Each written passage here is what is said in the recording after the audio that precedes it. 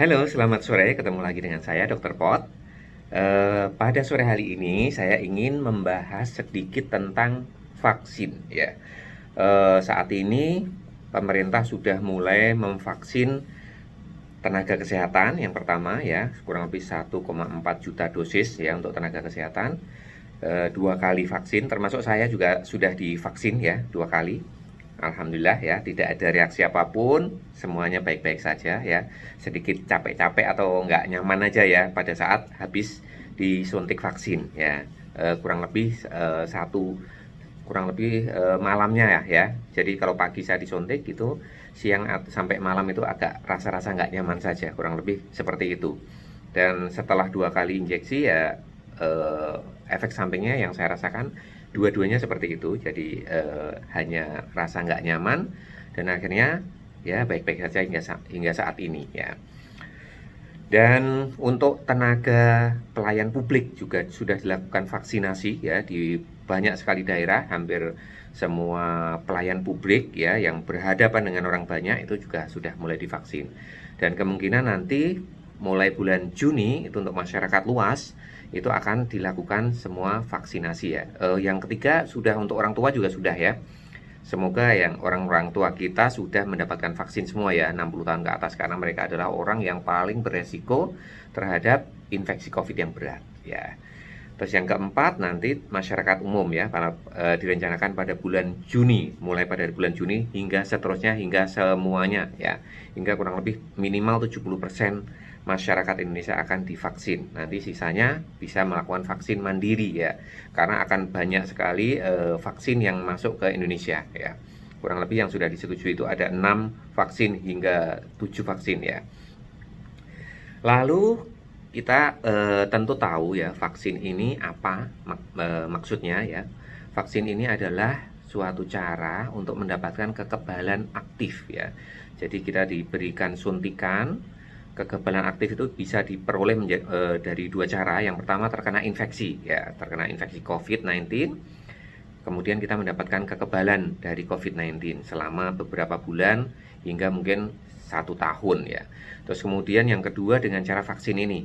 Dengan cara vaksin ini kita suntikkan sesuatu yang membuat yang mirip dengan COVID atau bahkan virus COVID-nya sendiri yang dimatikan untuk mendapatkan respon imun dari tubuh sehingga tubuh kita memiliki kekebalan terhadap COVID-19 ya. Jadi kalau kita lihat asal dari vaksin yang sudah beredar di masyarakat saat ini, yang sudah beredar dimanfaatkan di seluruh dunia, itu ada 3. Yang pertama adalah virus yang dimatikan, misalkan Sinovac ya. Sinovac itu yang kita pakai saat ini, yang sudah di Indonesia sudah dipakai berjuta-juta, itu adalah virus yang dimatikan, virus COVID yang dimatikan. Jadi dikembangkan dulu, kemudian dimatikan dan disuntikkan ke kita. Itu untuk mendapatkan respon imun atau antibodi ya. Terus kemudian yang kedua adalah mRNA ya. mRNA ini adalah misalnya yang dari Amerika, Pfizer sama Moderna. Itu semuanya memakai mRNA. Jadi ada materi cetak biru dari spike protein ya. Spike protein itu yang tempat COVID-19 yang nempel ke sel tubuh kita sehingga bisa memasuki tubuh kita. Nah, itu dibuat cetak birunya kemudian diinjeksikan ke dalam sel tubuh kita. Nah, sel tubuh kita akan membentuk cetak biru itu. Jadi ini fungsinya kayak virus ya, kayak virus, tapi dia hanya memproduksi spike protein aja. Jadi dia tidak bisa menginfeksi kita karena yang diproduksi hanya spike-nya saja ya. Nah, itu contohnya itu ya. Terus kemudian ada juga yang viral vektor ya. Jadi menggunakan virus lain namanya adenovirus. Adenovirus itu semua orang di seluruh dunia ini dimungkinkan diteliti itu sudah memiliki kekebalan terhadap adenovirus. Jadi kalau kita disuntik adenovirus kemungkinan kita tidak akan sakit ya. Nah, di adenovirus ini dimasukkan ke dalam tubuh kita untuk membawa materi genetik COVID ya. Sehingga nanti dia memasukkan itu sebagai kendaraan untuk membawa materi genetik itu, sehingga nanti di dalam tubuh kita dimasukkan materi genetik yang tidak berbahaya ini tapi menimbulkan respon imun. Nah, itulah yang diharapkan. Jadi setelah kita memiliki respon imun, kita akan memiliki kekebalan terhadap COVID-19. Nah, ini kita lihat sekarang ke grafik antibodi hasil dari vaksin ya. Manfaatnya apa vaksin ini? Untuk menghasilkan antibodi ya. Ini kita lihat di grafik ya, pada suntikan pertama itu kita mulai muncul antibodi ya, yang ya walaupun masih rendah ya, sekitar kadarnya masih di bawah 1 ya. Terus kemudian yang setelah injeksi kedua itu kadarnya naik tinggi sekali ya, apalagi 2 minggu setelah injeksi kedua. Rata-rata vaksin ini memberikan perlindungan setelah injeksi kedua, 2 minggu setelah injeksi kedua. Itu rata-rata ya, dari penelitian rata-rata seperti itu. Ada yang beberapa hal khusus yang mungkin nanti perlu dibahas di tempat lain ya. Kalau yang secara umum setelah 2 minggu diinjeksi suntikan kedua, kita memiliki kekebalan yang cukup terhadap COVID-19. Terus kemudian kita lihat lagi grafik antibodi dan sel memori ya. Jadi ketika setelah kita selesai disuntik vaksin lengkap ya, itu ternyata antibodi kita naik ya. Kemudian dia mengalami penurunan pelan-pelan ya, mengalami penurunan kadar pelan-pelan ya, nggak apa-apa. Antibodi itu yang ada di dalam darah itu penurunan pelan-pelan. Tapi kalau kita lihat dari sel memorinya, sel memori itu yang lebih penting ya, ketika dia mengenali pertama kali virus ketika masuk ke dalam tubuh kita, karena memiliki memori, memiliki ingatan terhadap virus itu. Nah, ini ternyata di sel memorinya kita lihat sampai berbulan-bulan kemudian dia masih stabil, masih tinggi. Nah, ini yang diharapkan ya. Yang diharapkan dari vaksin ini, walaupun antibodinya turun tapi sel memorinya masih tinggi. Nah, kemungkinan besar kita masih memiliki perlindungan terhadap virus COVID ini dalam waktu yang cukup lama ya setelah vaksin. Terus kemudian kita lihat grafik penurunan kasus setelah disuntik vaksin COVID-19 ya. Jadi ternyata ada relawan ya, misalkan 10.000 relawan tidak disuntik Aqua saja, yang satunya disuntik 10.000 relawan disuntik vaksin COVID-19. Nah, ini kita lihat penurunannya sampai 112 hari itu tetap terus, kasusnya nggak naik sama sekali di orang-orang yang grup orang yang divaksin ya. Sedangkan orang yang tidak divaksin naik terus ya, kasusnya naik terus dari hari ke hari, tambah banyak ya. Yang divaksin nggak turun sih ya, masih tetap ya, tapi tidak naik kasusnya.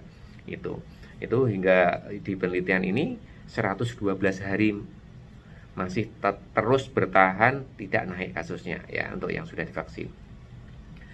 Kemudian apa yang paling penting dilihat dari sebuah vaksin itu apa sih? Nah, yang paling penting itu adalah yang pertama safety ya, keamanannya. Jadi apakah vaksin itu aman atau tidak? Nah, itu biasanya dilakukan uji keamanan, namanya uji klinis fase 1 dan fase 2, itu untuk menguji keamanan vaksin-vaksin tersebut. Sekarang ini sudah ada sekitar 7 sampai 10 vaksin yang lolos ya, uji keamanan. Nah, kemudian ada efikasi itu efektivitas ya, dalam penelitian namanya efikasi. Itu kemampuan dari sebuah vaksin untuk menurunkan angka penularan ya. Orang yang divaksin itu juga kemungkinan tertular masih ada ya, walaupun jauh turun ya, jauh drop turunnya ya. Sedangkan orang yang tidak divaksin itu kemungkinan tertularnya sangat tinggi. Nah, ini kemampuan dia menurunkan penularan ini adalah yang disebut sebagai efikasi ya. Kalau kita lihat nanti akan kita lihat efikasi atau efektivitas dari vaksin-vaksin itu menurunkan penularan itu berbeda-beda ya. Ya, kalau WHO menetapkan minimal 50%, menurunkan 50% kemungkinan orang itu untuk tertular, itu udah sangat bagus ya. Apalagi kalau lebih dari 50%, itu keren ya. Apalagi kalau 95%, wah itu luar biasa ya. Jadi semakin tinggi efikasinya itu semakin bagus ya. Untuk efikasi itu kita melihat dari uji klinis fase 3, biasanya dilihat dari uji klinis fase 3. Itu juga sudah pada lolos ya. Ini kita bandingkan, dilihat di tabel ya. Untuk Pfizer, BioNTech ya, itu efikasinya atau efektivitasnya adalah menurunkan penularan itu 95% ya. Kemudian kalau Moderna itu 94,5, AstraZeneca itu 64% ya. Johnson & Johnson ini 66%, Kemudian Sputnik 5, ini dari Rusia ya. Ini mampu menurunkan penularan 91,6%. Kemudian Sinovac yang kita pakai di Indonesia saat ini gratis ya dari pemerintah, enak sekali ya kita ini jadi warga Republik Indonesia ini ya. Itu kemampuan menurunkan penularannya 65,3%. Kemudian ada Novavax, itu dari Amerika juga ya, kerjasama dengan negara lain, ini 89,3%. Nah seperti itu. Terus kemudian kita juga harus tahu efek samping dari vaksin itu apa. Efek samping dari vaksin yang saat ini diteliti kita bisa lihat di tabel ya. Itu efek sampingnya ada beberapa persen itu ya, nggak terlalu banyak sebenarnya ya. Efek sampingnya rata-rata ringan, nggak ada efek samping berat. Sehingga yang seperti ini yang membuat mereka lolos uji keamanan karena efek samping yang ditimbulkan itu sangat ringan ya.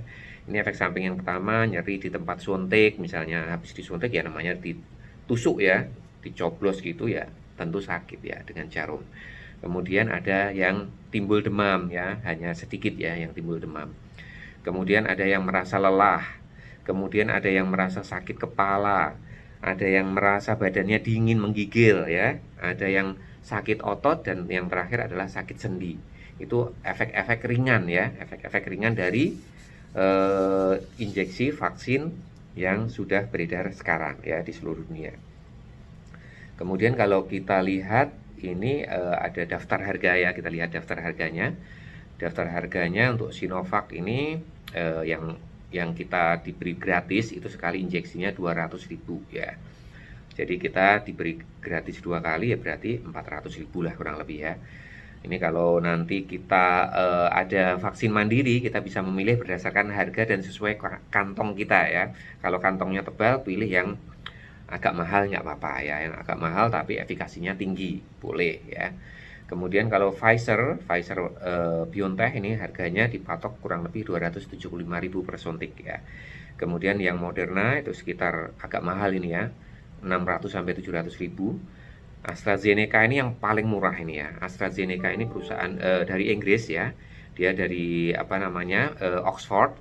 Mereka sudah berjanji bahwa mereka akan menjual vaksin sesuai harga dasar saja, harga pembuatan. Jadi nggak ngambil untung sama sekali. Makanya harganya cuma Rp60.000 ya. Dan efektivitasnya lumayan ya. Efektivitasnya kalau AstraZeneca ini 64%, hampir sama dengan Sinovac dan Johnson Johnson ya. Ya, seperti itu. Terus kemudian yang Novavax ini 225.000, dan Sinopharm itu dari Cina juga, tapi harganya lebih mahal ini ya. Ini 1 juta, kurang lebih kalau 2 kali injeksi 2,1 juta ya. Terus pertanyaannya, kalau saya sudah pernah kena nih, udah pernah kena COVID-19, apakah saya masih perlu vaksin dong? Itu banyak banget yang bertanya seperti itu ya. Jadi menurut penelitian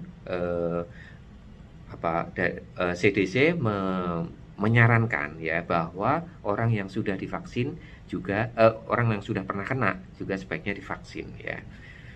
Dari penelitian itu 1 kali injeksi pada orang yang sudah pernah kena penyintas COVID-19 itu efeknya jauh lebih antibodi yang terbentuk jauh lebih berkelimpahan dibandingkan orang yang non penyintas ya, orang yang tidak pernah kena dan disuntik 2 kali. Jadi sekali suntik pada orang yang pernah kena itu dia menimbulkan kekebalan yang jauh lebih besar dibandingkan 2 kali suntik pada orang yang belum pernah kena. Jadi beruntunglah orang yang sudah pernah kena ya. Tinggal divaksin sekali lagi sudah akan timbul antibodi yang jauh lebih banyak dan lebih bermanfaat ya. Terus kapan waktunya ya? Kapan waktunya yang disarankan kalau sekarang ini disarankan waktunya ditunda hingga 3 bulan ya. Kenapa? Karena penyintas COVID itu memiliki imunitas yang cukup kuat itu hingga 3 bulan ya. Kemungkinan tertular dalam 3 bulan itu sangat rendah ya, hampir 0 ya, hampir 0% kemungkinannya. Jadi mendingan ditunda dulu biar agak turun-turun dulu antibodinya, baru disuntik lagi 1 kali dan sudah mendapatkan kekebalan yang sangat bagus itu. Terus kemudian Boleh nggak kalau kita lebih cepat lagi suntiknya? Tidak harus nunggu 3 bulan, boleh nggak dok? Saya pengen cepet deh. Boleh ya, boleh. Tentu saja nggak masalah itu, asalkan vaksinnya ada ya. Masalahnya sekarang ini vaksin dari pemerintah juga masih menunggu ya, masih menunggu giliran, dan yang diutamakan adalah yang belum pernah kena COVID-19 dulu. Ya nanti kalau sudah vaksin mandirinya sudah masuk banyak di Indonesia dan bisa beli di rumah sakit, silahkan ya berbondong-bondong untuk vaksin, karena vaksin ini manfaatnya sangat besar. Yang pertama menurunkan kemungkinan kita tertular. Yang kedua, kalaupun kita tertular, ada yang tertular nih ya, yang dari Bandung aja itu yang tertular ya kurang lebih ada sekitar 26 orang ya, dari 1.600-an orang itu ada 26 orang tertular. Dan yang nggak divaksin itu dari 800 orang ya, 800 orang yang tertular 26, yang 800 orang lagi yang nggak divaksin yang tertular 75 orang ya. Tapi yang 25 orang ini yang tertular ini karena dia sudah divaksin dan tertular, itu nggak ada yang berat ya. Jadi kemungkinan besar kayak Sputnik ini ya, Sputnik ini dari penelitian mereka, kemampuan mereka mengurangi resiko menjadi berat, COVID menjadi berat, itu 100% ya. Jadi 100% dia bisa mengurangi resiko terkena COVID berat. Walaupun terkena misalkan tertular nggak apa-apa, tapi nggak ada satupun ya yang berat gitu. Untuk vaksin-vaksin lain ada yang Johnson Johnson itu 89% mengurangi resiko berat. Ya ada yang berat tapi kecil banget. Yang tertular lebih sedikit, yang berat juga kecil sekali. Nah itulah manfaat vaksin yang sangat luar biasa. Kita harus segera vaksin ya nanti ya semuanya. Oke, terima kasih, semoga bermanfaat. Assalamualaikum warahmatullahi wabarakatuh.